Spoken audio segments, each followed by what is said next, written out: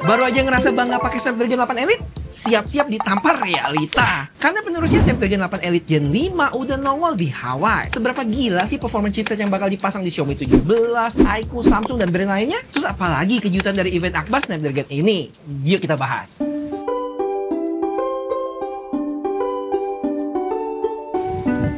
Tapi sebelumnya gue mau ngoceh dulu sama penamaan chipsetnya yang tiba-tiba jadi Snapdragon 8 Elite Gen 5. Padahal yang kemarin aja masih bikin bingung pakai Snapdragon 8 Elite yang sebenarnya penerus dari Snapdragon 8 Gen 3. Untuk ini setelah gue cek-cek jadi Qualcomm sempat klarifikasi. Katanya nama baru ini dipakai biar kelihatan jadi lompatan besar tuh. Makanya ada kata Elite juga biar kesannya lebih premium. Dan tetap ada embel-embel Gen 5 biar gampang ngelihat generasinya. Itu kalau kata Qualcomm ya. Tapi kalau menurut rakyat jelata kayak gua gini sih masih tetap bingung. Menurut kalian gimana? Terus yang bikin chipset ini spesial, kalau sebelumnya itu dia pakai Oryon 2, sekarang pakai Oryon generasi ketiga yang diklaim peningkatannya gila-gilaan tuh. Performance naik 39% dan lebih hemat daya 43%. Untuk core-nya masih mirip ya, punya 2 core utama atau prime core yang kali ini bisa ngebut sampai 4,6 GHz ditambah core performa di 3,6 GHz. Jadi nggak cuma kenceng tapi efisien. Habis itu dari sisi GPU Adreno juga naik kelas yang kepake tuh buat gaming, yaitu performanya nambah 23% sambil tetap ngurangin daya sampai 20%. Terus untuk NPU alias otaknya si AI sih lebih gila lagi, naik hampir 37%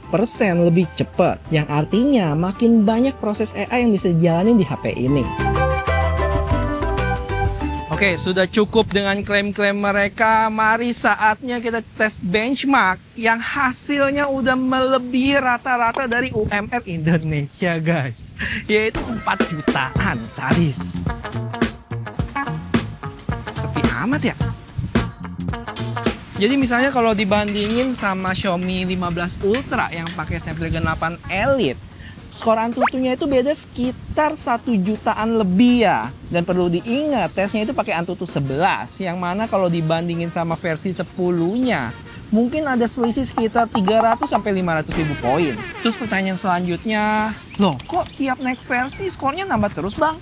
Iya, emang bikin bingung, jadi nggak konsisten ya. Tapi menurut ilmu sotoy gua nih, karena kemampuan HP makin variatif, Antutu juga nambahin banyak variasi tes baru yang akhirnya nambah skor pengujian. Terus kalau kita geser ke Geekbench, skornya tinggalin jauh dibanding Xiaomi 15 Ultra. Single core naik 1000 poin dan multi core-nya edan sih, naik hampir 4000 poin. Yang lebih seru lagi kalau dibandingin sama iPhone 17 Pro Max, yang biasanya iPhone selalu unggul, tapi sekarang enggak lagi guys. Jadi untuk single core-nya itu, 8 Elite Gen 5-nya bisa unggul ya, walaupun cuma selisih sekitar 100 poin. Tapi buat multi-core-nya bisa selisih jauh hampir 3000. Cuma teman-teman perlu ingat, kalau pengujian ini pakai device-nya Qualcomm yang dinamain QRD atau Qualcomm Reference Design. Yang mana ini unit resmi dari Qualcomm, yang mana bisa jadi acuan brand lain biar ada gambaran saat pakai chipsetnya. Dan tambahan info aja kalau RAM-nya itu dia pakai 24 GB. Yang artinya saat chipset ini dipakai di HP beneran kayak Xiaomi, iQOO, Samsung, dan lainnya, hasil pengujiannya pasti bakal beda. Dan pastinya teman-teman subscribe channel ini ya, biar nggak ketinggalan video-video gua ngebahas HP-HP tadi. BTW kalau dipikir-pikir, nama chipset sekarang jadi panjang banget dah. Snapdragon 8 Elite Gen 5. Belum lagi kalau nanti dipakai Samsung, Snapdragon 8 Elite Gen 5 for Galaxy. Belum lagi kalau HP Samsungnya dipakai Raffi Ahmad, jadinya Snapdragon 8 Elite Gen 5 for Galaxy top mantap is the best.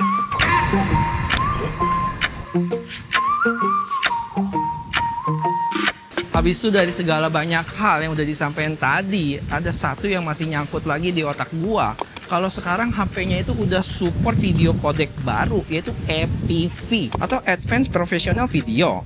Intinya kodek ini bikin hasil video kita kualitasnya lebih profesional ya. Yang mana ini cocok buat para content creator dan videographer. Wah, pas kebetulan ada Om Ded. Bentar Om. Apa tuh? Gue pengen nanya. Ya? Jadi kodek itu bahasa bayinya apa Om? Ntar dulu ya, gue coba sederhanakan dulu. Intinya gini deh. Jadi film itu nggak mungkin, atau video itu nggak mungkin ya kita pakai dalam bentuk mentahnya. Oke. Nggak mungkin. Oke. Itu harus dikompres, dikecilin dulu nih. Nah, pada saat dikecilkan, seberapa hebat kualitasnya masih bisa dipertahankan. Karena kan dia dikecilin dulu, nanti digedein lagi tuh. Oh, jadi metodenya ya? Metode compressingnya gitu ya. Nah, nanti pada saat dia ngecilin, apa aja yang dikurangin? Apakah dia dikurangin di dynamic range-nya atau dikurangin mananya? Nah, kodek-kodek ini menentukan seberapa kualitas video akhirnya nanti. Dan FPV ini hitungannya emang kodek? Ini memang kodeknya profesional ya. Dan begitu. Dan ini yang lucu kan dibuka, open source. Oh, kalau yang semua bisa pakai nggak bayar, Pak, gitu. Nah, sekarang gue baru ngeh nih, katanya kan ini bakal saingan sama Apple ProRes-nya kan? Iya. Sedangkan Apple ProRes itu kan closed terbuka, itu closed. Makanya bakal lebih populer. Lebih bisa diadopsi sama semua brand, gitu. Menarik.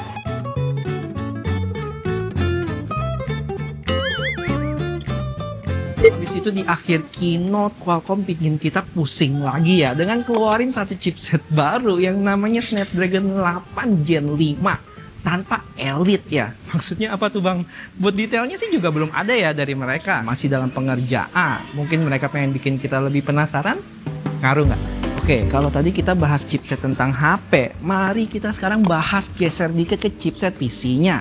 Tapi tenang, gue nggak bakal bahas detail ya, karena gue nggak ngerti juga sih. Jadi intinya dia keluarin chipset baru juga, Snapdragon X2 Elite, yang ada dua tipe. Yang pertama itu versi regular, dan satu lagi yang ekstrim, yang diklaim jadi chipset tercepat dan terefisien yang pernah ada di Windows. Sadis. Untuk peningkatannya gila-gilaan lah, kalian bisa lihat sendiri angkanya di layar. Dan yang menarik sama kayak Snapdragon 8 Elite Gen 3, CPU-nya ini dia pakai Orion generasi ketiga.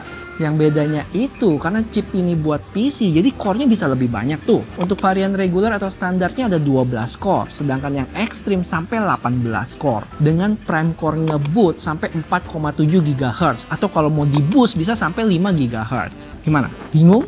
Sama gue juga, jadi kita sudahi saja dan mari omongin yang lebih menarik, yaitu device mini komputer yang pakai chipset ini nih, Snapdragon X2 Elite Extreme.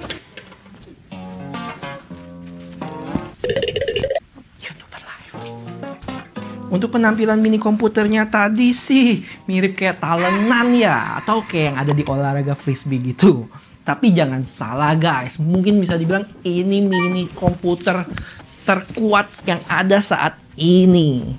Bentuknya kecil banget dan tipis. Terus di sekelilingnya itu banyak banget lubang. Ada USB port, headphone jack, speaker, sampai ventilasi udara. Dan yang bikin unik, dia itu fanless ya. Yang artinya nggak ada kipas pendingin sama sekali. Jadi suaranya bakal tetap sunyi. Habis itu selain bulat, ada versi kotaknya juga yang lebih kecil. Terus ada rumahnya khusus yang langsung nancep ke monitor. Keren sih. Praktis, hemat tempat, dan satisfying aja dilihatnya. Oh ya, sama kayak HP warna ungu pas bahas benchmark di Snapdragon 8 Elite Gen 5 tadi, yang mana mini komputer ini dia juga termasuk QRD atau Qualcomm Reference Design, yang tujuannya ya biar brand-brand lain bisa lihat potensi device ini. Intinya mini komputer ini udah jalan ya, bisa dipakai tapi belum dijual ke publik. Tinggal tunggu aja apakah ada brand yang mau adopsi teknologi ini atau enggak buat diproduksi secara massal. Dan secara nggak langsung Qualcomm juga mau kasih tahu kalau gue nggak cuma bisa bikin chipset buat laptop aja ya, tapi buat mini komputer kayak gini juga bisa. Terakhir, ada satu berita penting lagi yang kalian mesti tahu, yaitu koneksi 6G-nya lagi digarap. Jadi kata CEO-nya Qualcomm, si Cristiano Almond, si 6G-nya itu diperkirakan bisa kita tunggu di tahun 2028. Tapi jatuhnya masih produk prakomersil, alias masih belum dijual massal. Lebih ke pengenalan dulu ke publik. Terus kelebihannya, selain kecepatan yang bakal lebih cepat dari 5G, di 6G ini dia bakal lebih terintegrasi sama AI, sensor, dan edge computing. Jadi bukan cuma soal kecepatan, tapi gimana interaksi antar device saling terkoneksi. Beda guys, serius gue agak insecure sama konten ini ya. Gue nggak tahu berfaedah atau enggak. Dan bahasa gue terlalu simple atau terlalu sulit sih buat diikutin. Coba kasih tahu komen di bawah ya. Masukan teman-teman sih pasti berarti banget ya. Dan gue bakal baca satu-satu. Dan kalau kalian suka, jangan lupa kasih tahu gue dengan like video ini, oke? Thank you.